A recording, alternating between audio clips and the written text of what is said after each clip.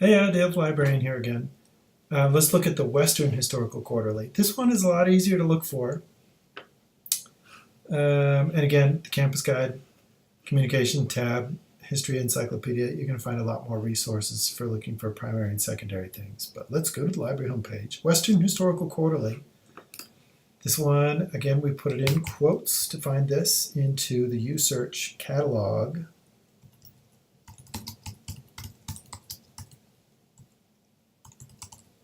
Western Historical Quarterly. This one is probably indexed in a database that you could find, but this is another way of finding it. If you have a professor that asks for a particular journal, this is a great way to go. So this one luckily shows up at the top. That might not always happen depending on the journal that you look for, so don't be dissuaded by that. You can always ask me for help or any other librarian. There's two versions. There's the e-version and then there's the print version. Let's go for the electronic. Again, we're opening up the record, and the record is going to be looking to see where this particular journal shows up.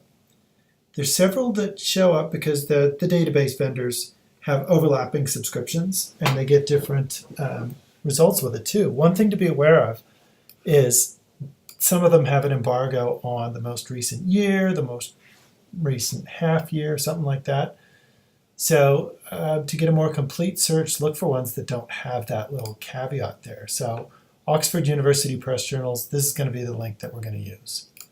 And this one has full text, so you don't have to do that little song and dance number we did for the Utah Historical Quarterly. On this one, when you get dumped into one of these search interfaces, always double check, because sometimes they're going to have you be searching through all of their journals. And when the search box goes off to the side, I'm always suspicious. But on this one, it clearly states where you're searching. You're searching within the journal, and you could go to all journals, but then you're getting outside of the scope of what we're looking for. I'm going to search for voting again.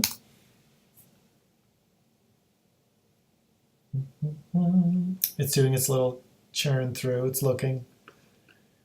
And since this is just looking in one journal, don't be put off by the fact that there's just very few search results. Not a big deal when it's just one journal. And this one only goes back to 1970, I think. So something to be aware of with that.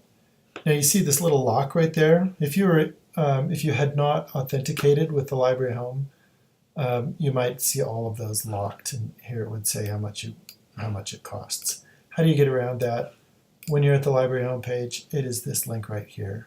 This one says access granted, but if you're not logged in, and it's your CIS, University of Utah network ID, your UNID password, that will get you into that.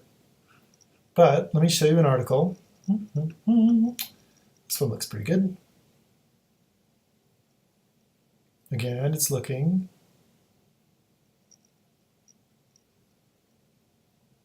When you see these articles, something to look out for.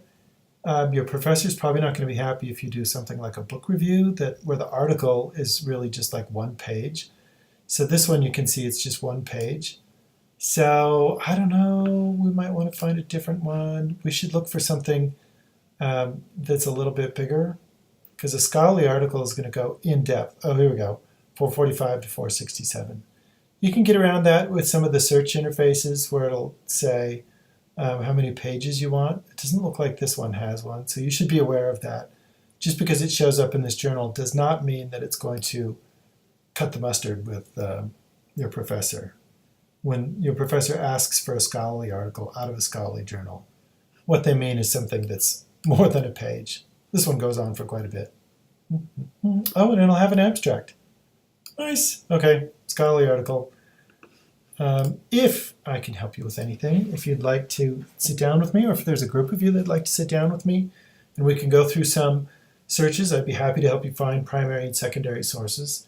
And I know that's true of the special collections librarians as well. So I hope you have a lovely day, and I will talk to you later.